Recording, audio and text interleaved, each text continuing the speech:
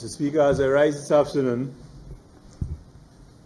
let me start, as is customary, to give thanks for being alive today, to give thanks to my family, my friends, to recognize the people of Shrosal Saltibus, and to appreciate the uniqueness of the community that I come from, and to thank them for their trust and confidence in appointing me as their humble servant.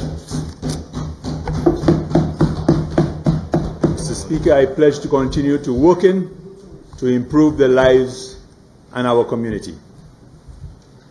Mr. Speaker, before I delve into the substance prepared for today, I just want to place on record and applaud the local talent of our Calypsonians, and also Nahum Jabatis and Barbara Jacob Small for what I believe is a wonderful job done in terms of the song created for climate change. I think it is a wonderful job, and it actually fits in very well with the theme that our Prime Minister has chosen for this year's budget. I also want to express sympathies to the artistic community and the family of Francis Libo de Lima, who passed away in recent times. I think it's a great loss to St. Lucia. Mr. Speaker, as I sat in an airport last year, waiting for my flight to come home, my attention was captured by a CNN ad. It was an ad, Mr. Speaker, where CNN was trying to sell themselves as the most reliable source for news. The narrative went like this, and they featured an apple, and they said, "This is an apple." Some people will want you to believe that this is a banana. However, this is an apple. A very simple but effective ad. But Mr. Speaker, something in that ad reminded me of the opposition.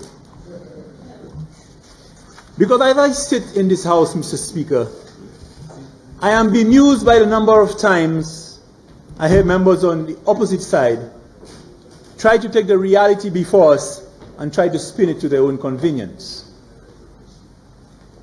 The fact is, Mr. Speaker, they have mastered the art of being in opposition.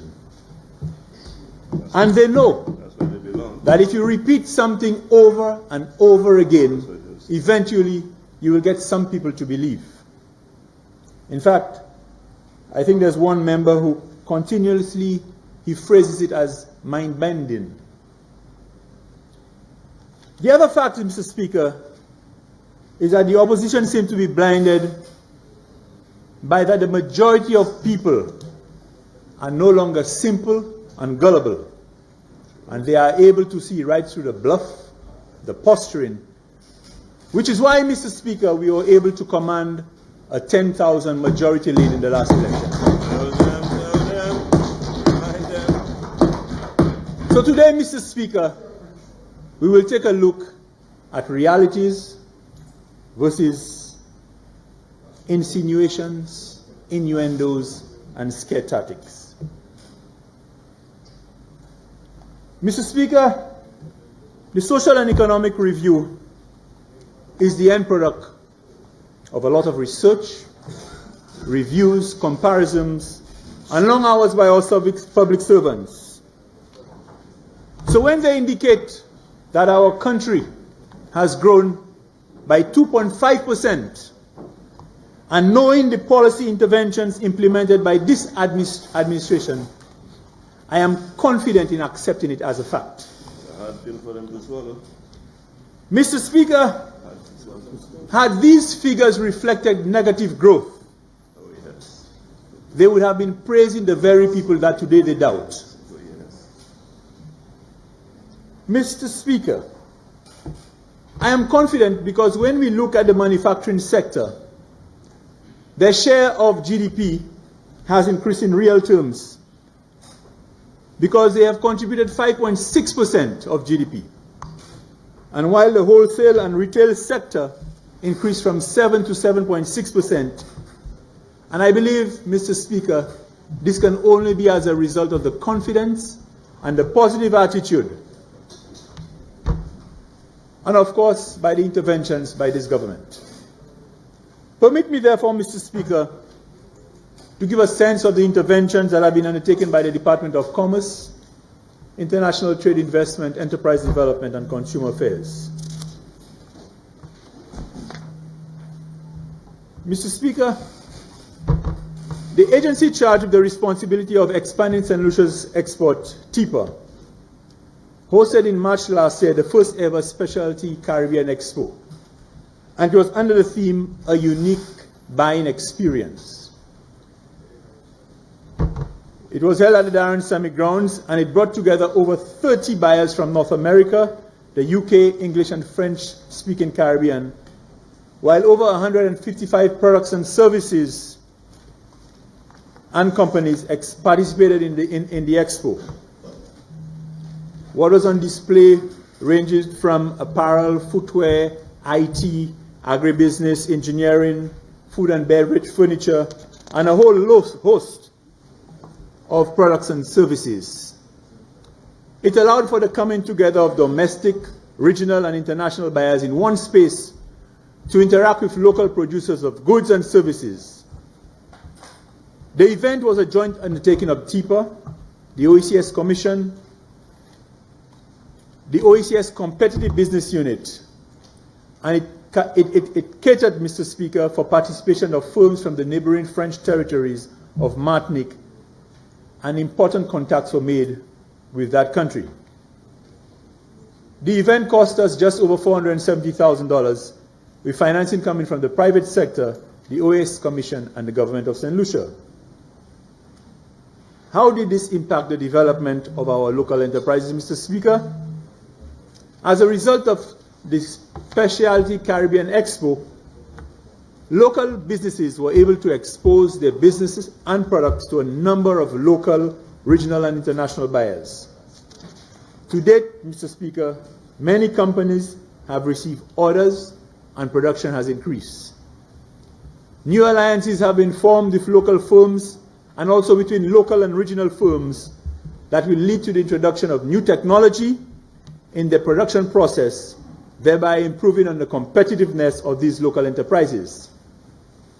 Mr. Speaker, it is only in increasing the level of competitiveness of local businesses that we are able to survive in this very hostile business place. I wish to commend the Department of TIPA for taking the lead in this effort. Another of the key interventions aimed at boosting local awareness of St. Lucian businesses and increasing their competitiveness took the form of a month dedicated as Business Month. Business Month is held in November every year, and this year, or last year rather, was a very huge success. It provided opportunities for both public and private sector business and support organizations to focus on ways our businesses could become more familiar with innovative business solutions for managing their human resource, understanding how to access finance and financial planning, being aware of new management systems, the importance of networking, and finally how to showcase their goods and services and expand their client base. A series of events were held, and this included access workshops on how to access finance, financial management, presentations of the importance of standards,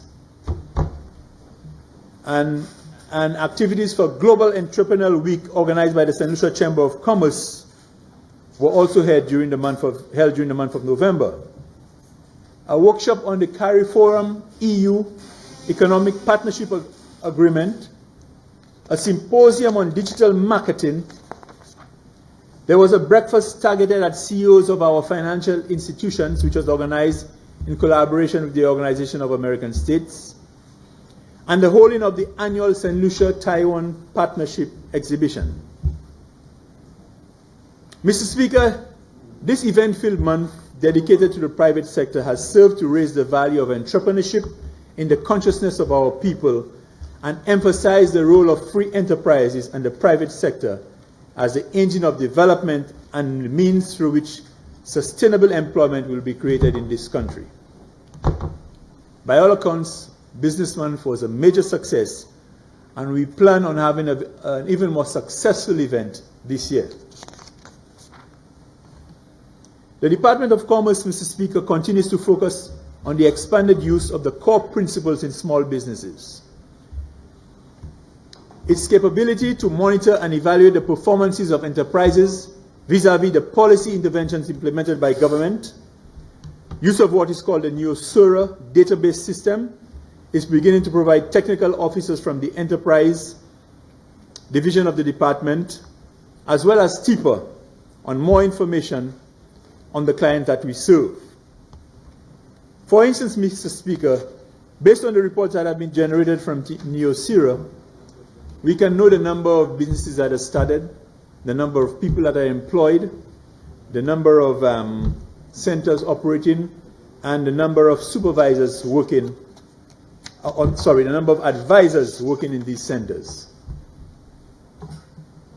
I can confidently report, Mr. Speaker, that there was a 16.9% increase over the previous year in the number of aspiring and existing micro and small entrepreneurs being assisted by the Small Enterprise Development Center.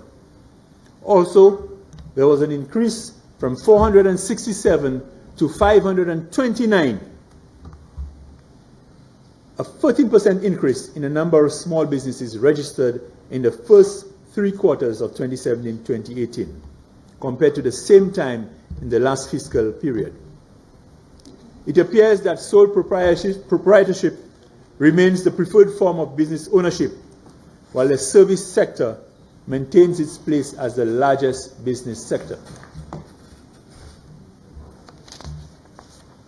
Mr. Speaker, training is the basis on which we are going to advance. And one of the most critical aspects of enterprise development is capacity building of entrepreneurs.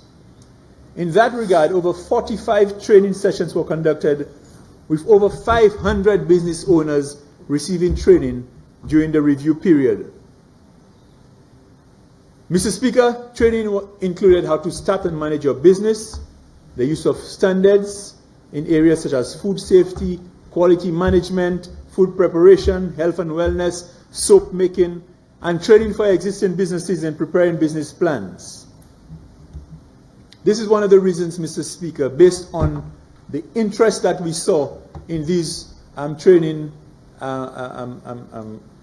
activities that we had, how important it is for us to begin the development of the incubators. And we are moving full steam ahead of that, and as the Prime Minister indicated, properties are being identified in which we will be able to establish these incubators, because we believe there's such a wealth of young entrepreneurs in St. Lucia, but it's just a lack of an access of a place to do business.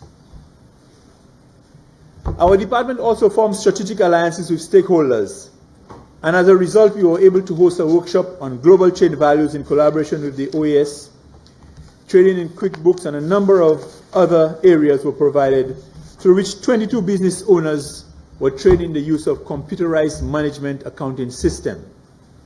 We also held a capacity building workshop in which 20 business support officers were trained in the area of preparation of business plans through collaboration with the German Savings Bank Foundation for International Cooperation. As a result of the various training exercises undertaken, Mr. Speaker, a number of entrepreneurs are now able to better track their records and generate financial information in order to make more informed financial decisions and projections.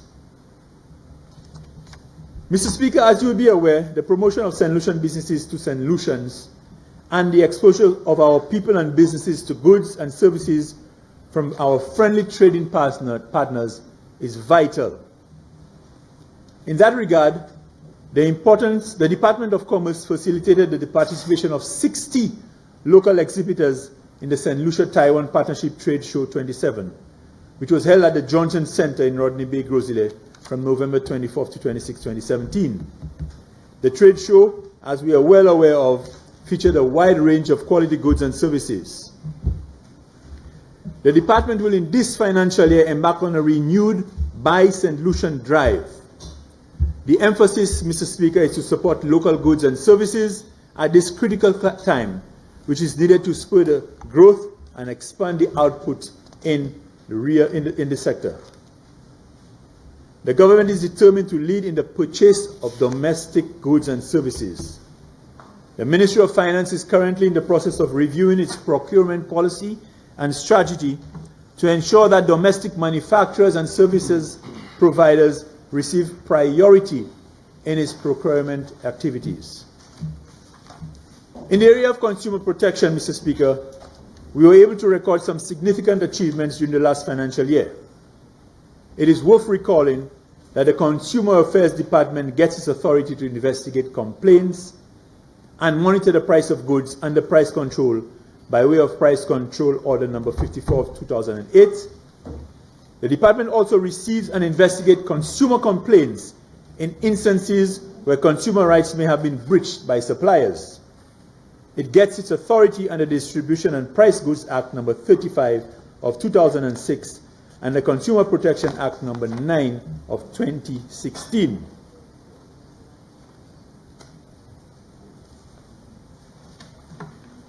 Mr. Speaker, in the last financial year, a total of 8 book surveys were undertaken island-wide and 10 business outlets were monitored.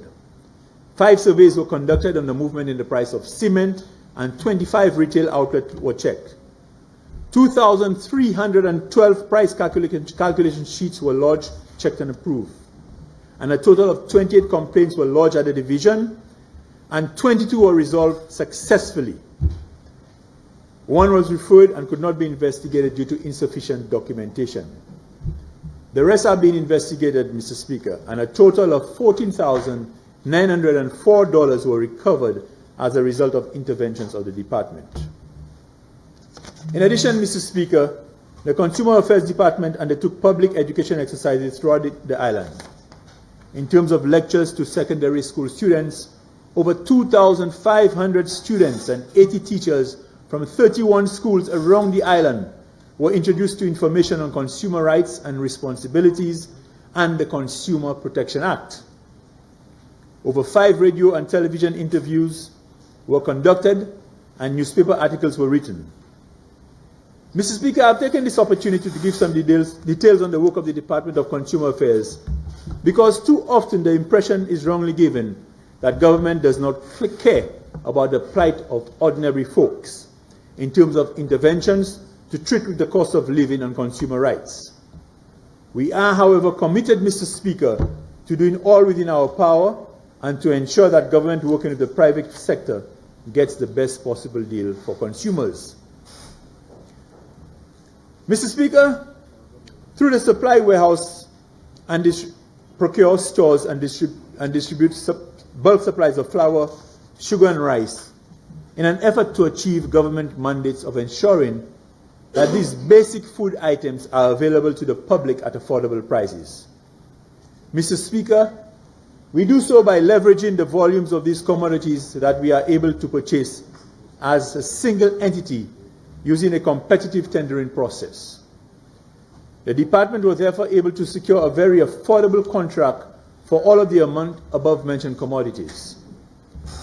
For instance, Mr. Speaker, for the period April 2016 to March 2017, we were able to negotiate a $6 reduction in the purchase price of a 100-pound bag of flour.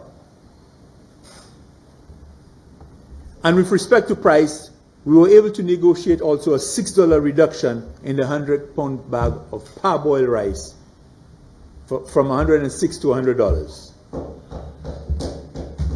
This reduction follows a reduction from $120 to $106, which was negotiated for the period prior to that.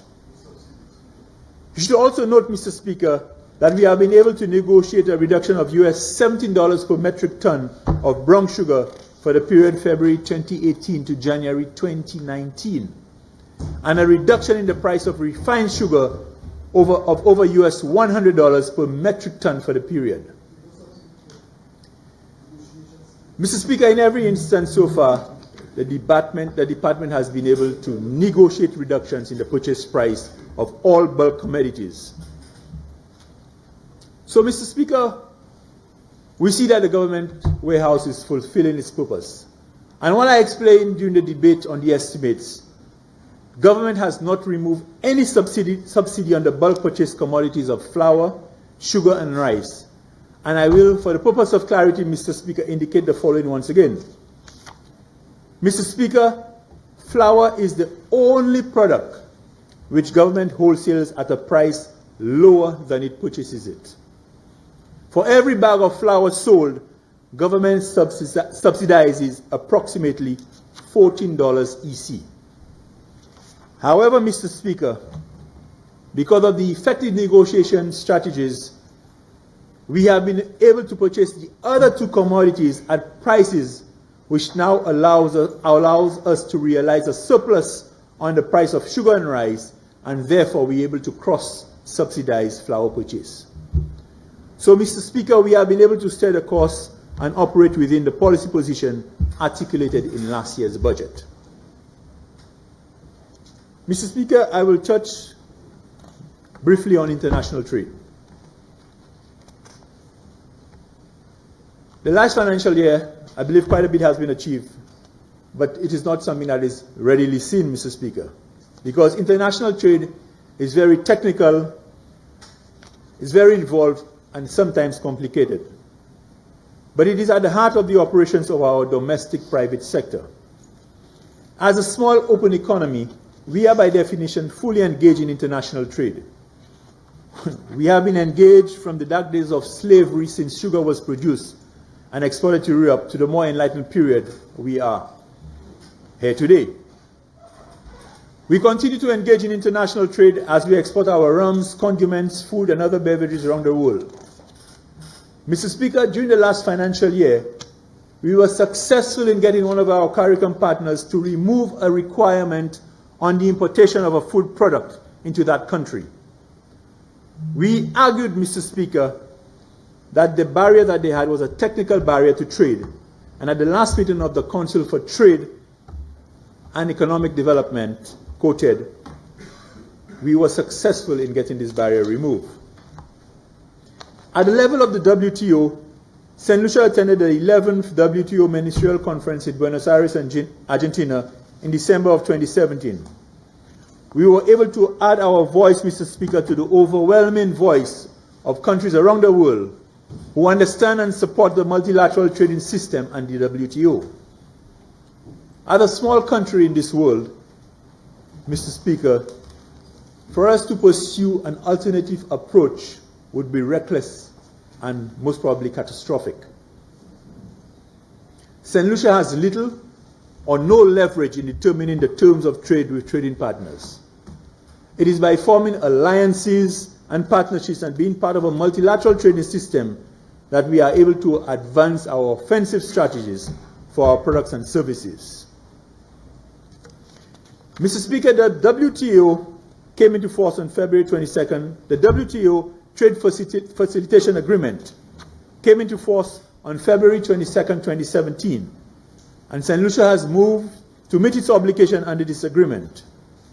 In April 2017, Cabinet approved the National Trade Facilitation Committee, and this has been tasked with the responsibility of executing the work plan for the TFA.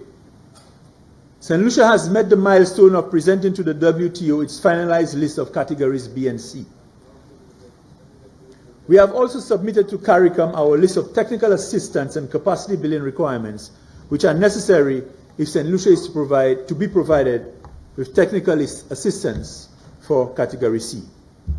At present, the committee is working on presenting to the WTO St. Lucia's definitive dates for implementation of Category B measures. The World Bank and other donor agencies have been targeted for providing assistance for our capacity building needs and other technical assistance. This will be one of our key areas of focus during the course of 2018-2019.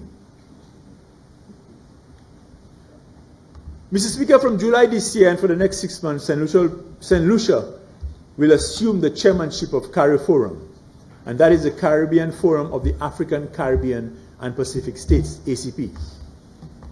This will be a very challenging time as negotiations for a successor agreement to the Cotonou Partnership Agreement between the European Union and the ACP must be finalized before the existing agreement ends in February 2020. Mr. Speaker, we are facing a very difficult time as an ACP grouping because as the EU re-examines how it wishes to re-engage the ACP in the successor agreement, we believe, therefore, it will be a very hectic couple of months ahead. CARIFORUM, Mr. Speaker, is currently speaking to the UK, unofficially that is, in the context of a trade regime that we would like in place following the exit of the UK from the EU. The aim is for CARIFORUM to secure a sort of a rollover agreement which will preserve as much as possible the terms of trade that are in place between the EU and CARIFORUM under the CARIFORUM EU Economic Partnership Agreement. Discussions with senior technical officers of CARIFORUM and the UK have been taking place over the last 2 months. And at this point, few points of divergence exist. I'm also very pleased to report, Mr. Speaker, that in November last year I led a delegation comprising 8 members of the private sector on a 4-day trade mission to the Republic of China and Taiwan. Mr. Speaker, the outcome of that mission is now being felt as concrete connections were made between private sector representatives and interests from both countries. A memorandum of understanding will soon be signed between the Chamber of Commerce of St. Lucia and the Small Business Association of Taiwan, paving the way for closer relations at the private sector level between our two countries. Mr. Speaker, on the matter of policy development, we are pleased to report some successes. As you are aware, Mr. Speaker, the services sector constitutes the most significant percentage of our GDP. Estimates place services at over 85% of GDP. Services exports constituting almost 90% of all exports. Most of our employment is in the private sector, and this sector is the most competitive sector of the economy. However, Mr. Speaker, as I indicated in the last debate, apart from the tourism sector, there was no systematic program to develop the service sector. Against this background, Mr. Speaker, Cabinet earlier this year approved the first ever services policy for St. Lucia, along with 4 distinct strategies for the 4 priority service sectors. The policy is focused on providing incentives which will target service companies that are establishing a presence for the first time or existing firms wishing to expand facilities. This will take the form of import duty exemptions on imported inputs related to establishing the plant or office, and income tax exemptions on profits for a specific period of time. The 4 priority service sectors in, Mr. Speaker,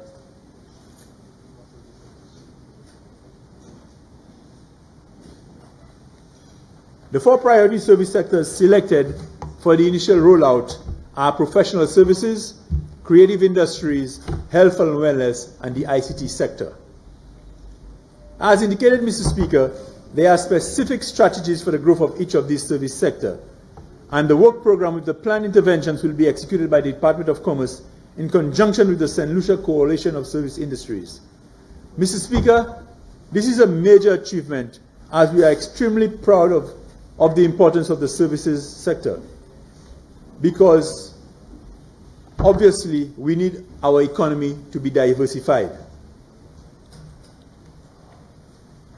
I am also pleased to announce, Mr. Speaker, that we have made significant headway with regard to the national MSME policy, thanks to the support of the OAS. The final draft is currently underway for stakeholder review, and this will provide a framework that will close the gap in businesses. Another area of policy success, Mr. Speaker, has been the introduction of an online application for trade licenses.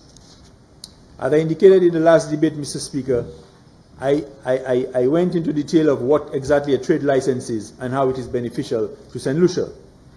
I also indicated that it is a tool meant to provide policy space to the government to protect its citizens and businesses.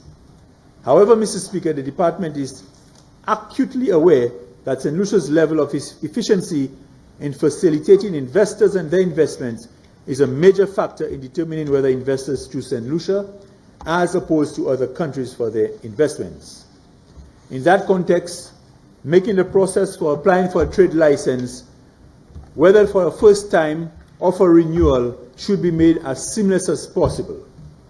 That is why we have introduced an online system for the lawyers and the individual investors to apply for the trade licenses from the comfort of their offices. The system also allows for the applicant to track the various stages in the approval process of the trade license. So far, Mr. Speaker, the system has not been used as anticipated, but we expect in time to gather more use of it.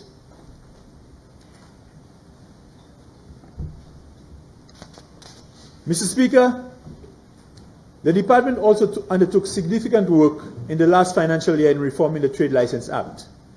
The new act is near completion, and with the proposed amendments will result in a piece of legislation in which the penalty and enforcement aspects of the act will be strengthened and new transparency provisions included.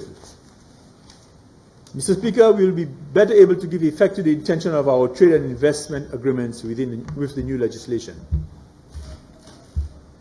Mr. Speaker, I am pleased to report that a new national export strategy is now in the final stages of completion.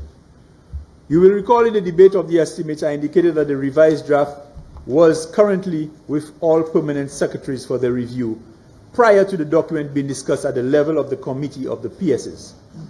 The document will subsequently be forwarded to Cabinet for review and approval.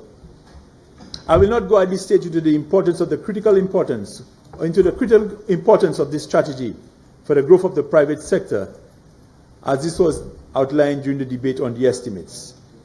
I will simply indicate that the final document should be approved during the second quarter of this financial year.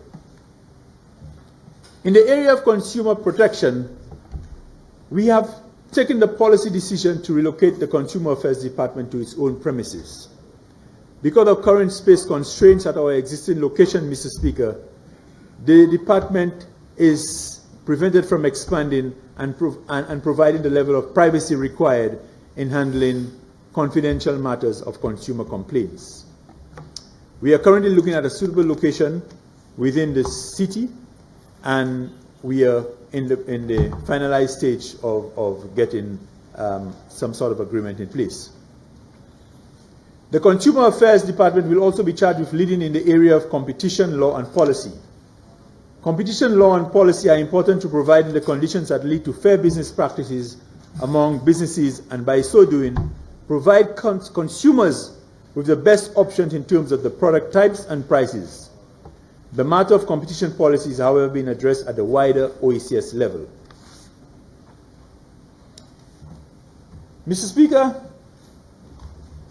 I think I've given a very brief rundown of what has happened in the ministry over the last financial year and the number of successes that has been established and the benefits to consumers and citizens.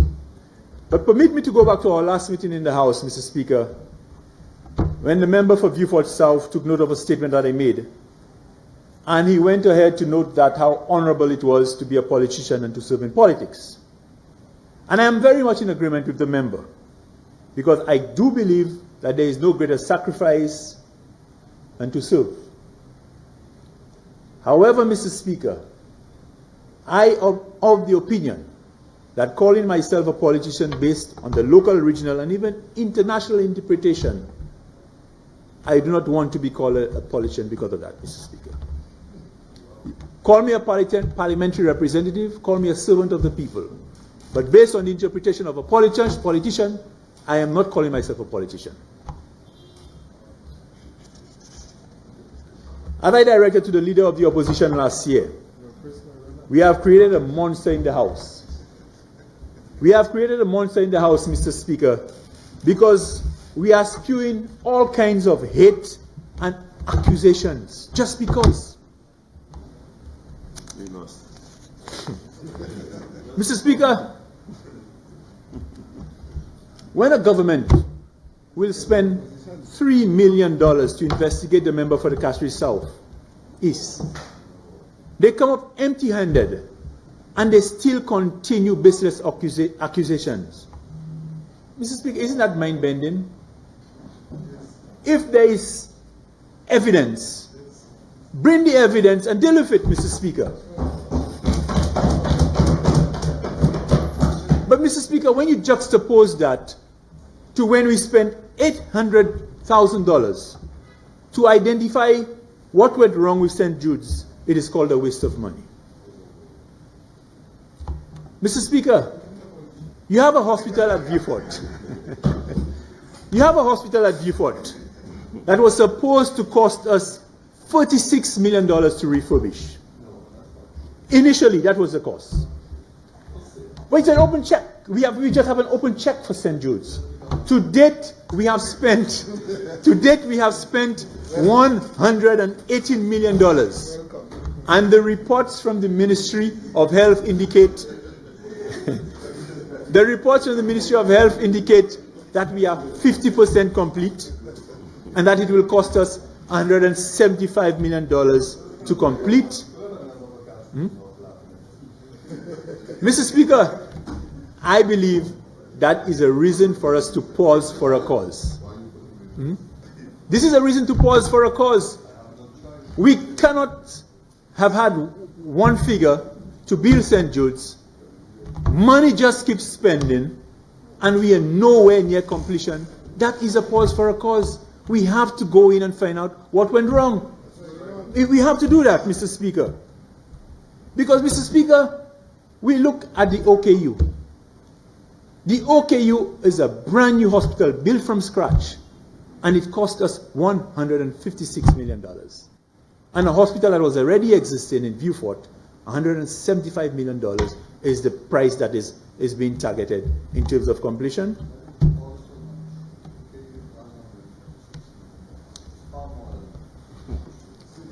Mr. Speaker, we all want St. Jude's Hospital to finish. I agree, our health practitioners deserve better, our sick deserve better. But you cannot agitate for an overnight completion because, Mr. Speaker, the members opposite gave several unfulfilled promises to complete. And they will come in the House now, Mr. Speaker, and endless theatrics. We want the hospital now, Mr. Speaker. Let us stop playing that kind of politics. Let us do things the right way. Mr. Speaker, at our last debate, I heard a few members speak to the reduction in grants. They spoke in the reduction of grants from 87 million to 55 million. And even to suggest that our friendly agencies and governments are getting upset with us, and this is the reason for the reduction in the grants. Again, I say mind-bending. You say it often, and the people will believe. But, Mr. Speaker, the members opposite know exactly how grant funds are allocated and spent. And as the Prime Minister indicated in his rebuttal, these funds are disbursed based on the implementation of the project. Sometimes, Mr. Speaker, there are delays. It could be administrative, it could be weather-related, but there are all kinds of delays that could prevent the flow as happening as fast as we would like. Mr. Speaker, in the interest of time, I would want to touch on my community, Choiseul Saltibus, the community that I have the honor to serve. Mr. Speaker, the community of Choiseul Saltibus is actually one of the biggest communities on the island. And while we may not have the residential population like a few other constituencies, take Babono for example, our people are spread right across the island, particularly in the north. And as a result of our size, Mr. Speaker, we have significant public infrastructure, and some of them are very aged. And this infrastructure requires continuous monitoring and maintenance. Mr. Speaker, the community of Choiseul Saltibus has 6 community centers, 4 health centers, 10 playing fields, 10 schools, and because of our topography of ridges and valleys, endless bridges, culverts, and waterways. And of course, Mr. Speaker, not forgetting our road infrastructure.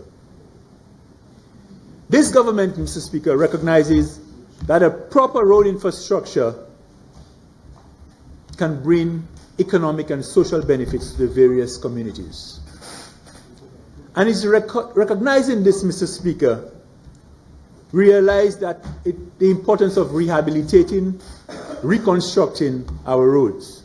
However, Mr. Speaker, there were challenges, and the challenge is that we cannot continue to borrow as freely as we were borrowing in the past. And it is in the wisdom of this government we decided to implement a levy solely for the purpose of attending to our roads. Mr. Speaker, all over the island to date, the attention that is being placed on our roads is very visible. And I dare say, Mr. Speaker, that in the 2 years of our administration, we have done more road works than the opposition has done in the past 10 years. In fact, Mr. Speaker, in spite of the best efforts to have people object to the road levy, when people can see and feel where their money going, the opposition will be fighting a losing battle.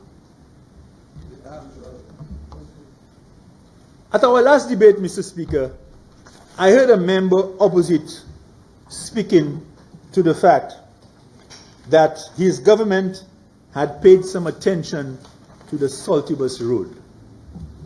Mr. Speaker, almost immediately my phone just started vibrating. And I was receiving comments like ROTFL, I don't know what that means. Whether the member is losing his head, if there's another Saltibus in St. Lucia. Because the fact is, Mr. Speaker, the Saltibus Road has not received attention in over 25 years. And while, Mr. Speaker, we are currently have addressed some of the more deplorable states in that road, Mr. Speaker, because we want to give the people some comfort. It is our intention in this financial year to deal with the entire stretch of that road. And I'm sure the Minister for Infrastructure will speak to that in his presentation. Mr. Speaker,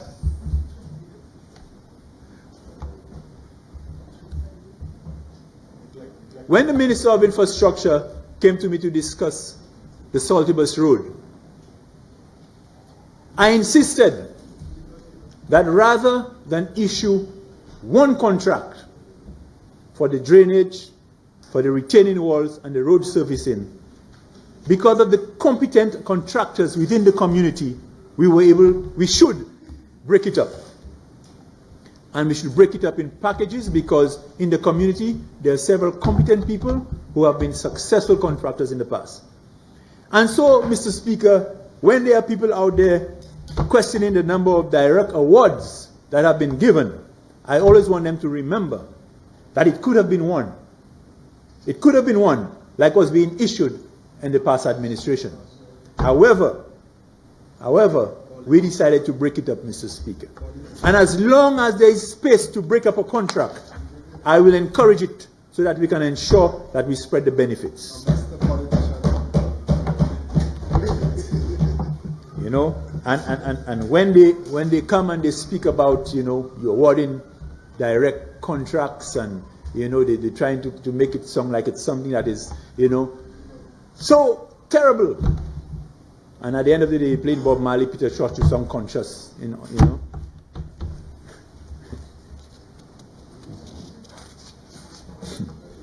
Mr. Speaker,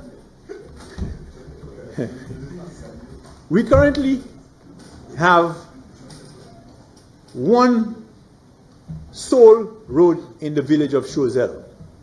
And as I promised the people of Choiseul, we cannot have one road running through our village in the deplorable state that it was, Mr. Speaker.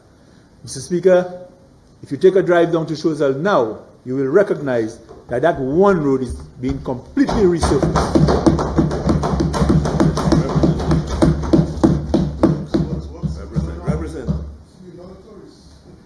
The Bellevue Cocoa Road, Mr. Speaker, and I encourage you to go there sometime, Mr. Speaker, is also getting a complete overhaul as we speak. Our levy is being put to good use. That's right. That's right. You see, Mr. Speaker, one of the mind-bending strategies used by the opposition is to wait just before election to do all the work. That's all the people will remember. This government is not about last-minute lollipop. Mr. Speaker, we were put into work and we will work from the time we come in. That's right.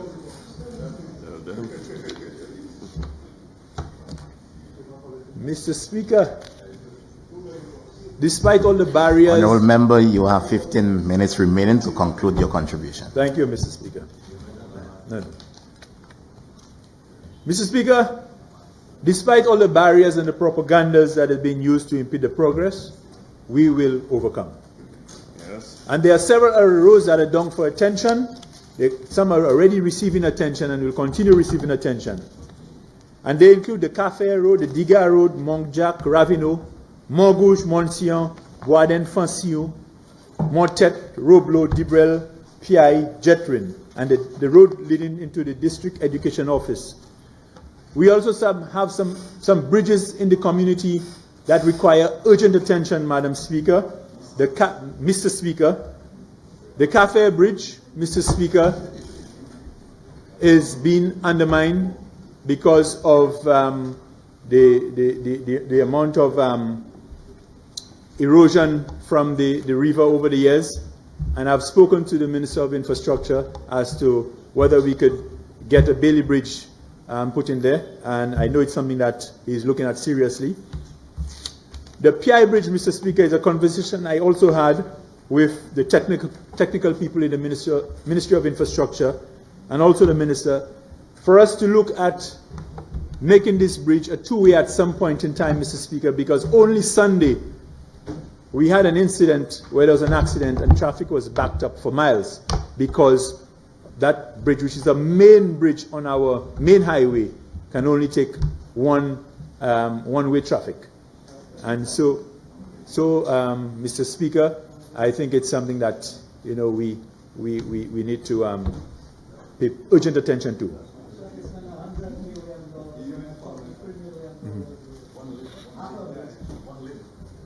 Mr. Speaker, under the feeder road programs, I'm very happy to know that the Minister for Agriculture has gotten the funds to get the consultation going to find out how much it's going to cost us to get to have these roads put into effect. Last year, to be able to provide some sort of ease to the residents of Gayaboa Park Estate, some remedial work was done, Mr. Speaker. And I'm expecting this year, once the funds are received, that we can go full stream ahead in doing a more permanent sort of attention to these roads, Mr. Speaker. The Upper Saltibus Road as well requires some urgent attention because, Mr. Speaker, with the whole aspect of village tourism, we recognize that Upper Saltibus has one of the most beautiful waterfalls, and we want to ensure that we can make it into a tourist attraction. Already, it's getting quite a bit of visits, but we want to ensure that it is a safe traversing to people who are going to that waterfall. And therefore, we are going to push it as one of our priority roads under the feeder road program, because on the way to that waterfall, Mr. Speaker, there are quite a few farmers who have to traverse that road, and they have to park their vehicles all the way down and carry their products, by hand. Mr. Speaker, desilting continues, and we heard the Prime Minister, in terms of resilience and slope stabilization. There's going to be quite a bit of emphasis placed on desilting our waterways, which Chozel has quite a bit of, and I'm very pleased in that. Under the DVRP slope stabilization, we recognize places like Lamaz, Delse, Dalban, Saltibus, and Montet to receive some attention, Madam Speaker. Mr. Speaker, I heard the leader of the opposition spoke to some of the projects that were identified very early under his watch regarding the two community centers in my community of PI and Roblo. But to date, Mr. Speaker, there's been no traction, and I'm very pleased to learn that we have received preliminary drawings, and these drawings will be brought to the attention of the constituents of PI and Roblo for community discussion, and I expect to see that in the next couple of months being erected, and work commencing and work being erected. An area of concern, Mr. Speaker, is the area of street lighting in the community. There are quite a few areas where residents' dwellings have increased, a couple of areas where there are single mothers, and the Minister of Infrastructure has promised that very soon we will be going on an island-wide retrofitting of lights in areas that are needed and urgent. So I'm looking forward to that, and quite a few people. We already have at least 25 areas we have identified in the community that requires urgent lighting. Mr. Speaker, as I spoke about the number of schools in my community, and I indicated there had 10 schools in my community, and recognizing the aging infrastructure, we as a government have made some decisions in terms of how we would address some of the rehabilitation of these schools. This year, under the CDP program identified for Chozal Saltibus, we were able to put some money into one, and I spoke about it last year, Mr. Speaker, in terms of the refurbishing and of the Saltibus toilet in the Saltibus Primary School. The Mortgage, there was a security concern with regards to the gate, Madam Speaker, that was addressed. And the Reunion School, Madam Speaker, whenever it was raining, it was really difficult for the children to go to the school because of the amount of potholes. And we have done some major roadworks leading to that school, Madam Speaker. Progress on the Lafag Secondary School is progressing very smoothly and efficiently, and we've been promised that the school will, the new blocks will be able to house students in the new school year. So we are very pleased with that, Mr. Speaker. In terms of housing for the community, the surveys will be completed for lands identified in the PI area, and before the end of this financial year, we should be in a position to be able to have lots available for people, Mr. Speaker. Tourism development in the communities, Mr. Speaker. Last year, I announced it wasn't last year. Yes, it was last year. The construction of Domaine Balambush, which is supposed to be a 12-villa development. Mr. Speaker, I'm very pleased that 2 of the villas will be completed in 3 months, and over the past 14 months, we saw at least 60 contractors being employed, most of them from Chozal. In fact, the main contractor was from Monsieur Chozal. And in 3 months, we expect to see these 2 of these villas open for short stay vacations, and we'll be able to have at least 8 people employed within these 2 villas. There are 10 more villas to construct. 4 have confirmed buyers, and 2 of them are actually acquiring the alien landholding license, Mr. Speaker. The Sunset Bay development, Madam Speaker, Mr. Speaker, is going ahead in terms of the geological testing, Mr. Speaker. You know, I recognize these days that one of the things that is being pushed about is the fact that with hotels on the island, you know, we will have limited access to our beaches, Mr. Speaker. Mr. Speaker, I'm really, really saddened by that sort of propaganda.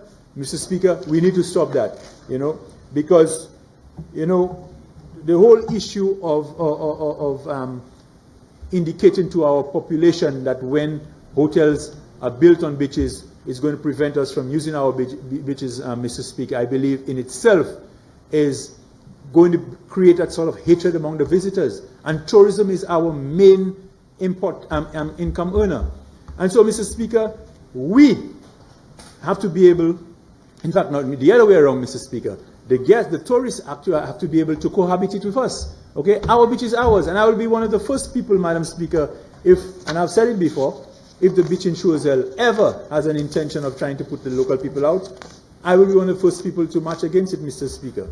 So this thing about trying to indicate that our beaches are going to become private, I think we should stop that sort of propaganda, Mr. Speaker. It doesn't work for us. Mr. Speaker, in terms of village tourism, we have already identified areas that we could be selling in terms of tours and in areas of Saltibus, Riverdore, our arts and craft, Mr. Speaker. Time limitation prevents me from really going into the plans for the arts and craft, but Mr. Speaker, the people in Choiseul will see it and they will feel the benefits from what this government has in place. A troubling issue, Mr. Speaker, the issue of the fish pond, the fish landing facility in Choiseul. I'm very happy that we have had the Japanese doing some testing as to how they're going to remedy the situation, Mr. Speaker. And they have indicated they will be back in August to do some further testing because they want to do testing at two times of the year to address the various currents, Mr. Speaker. Mr. Speaker, the issue of water supply in the communities of Montgouge and Lamaze, Mr. Speaker, has been a vexing one for the longest while, and the minister responsible and I have already started conversation as to how we can provide some remedial situation for that, Mr. Speaker.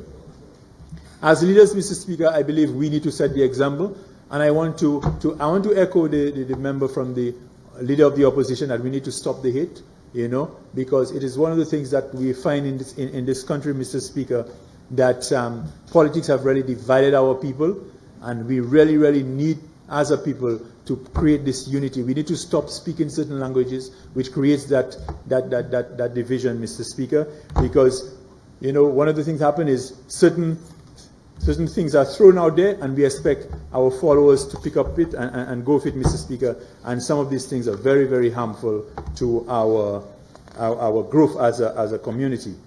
So, Mr. Speaker, as I conclude my contribution, I am comfortable that we performed well in the last financial year, and I support the budget.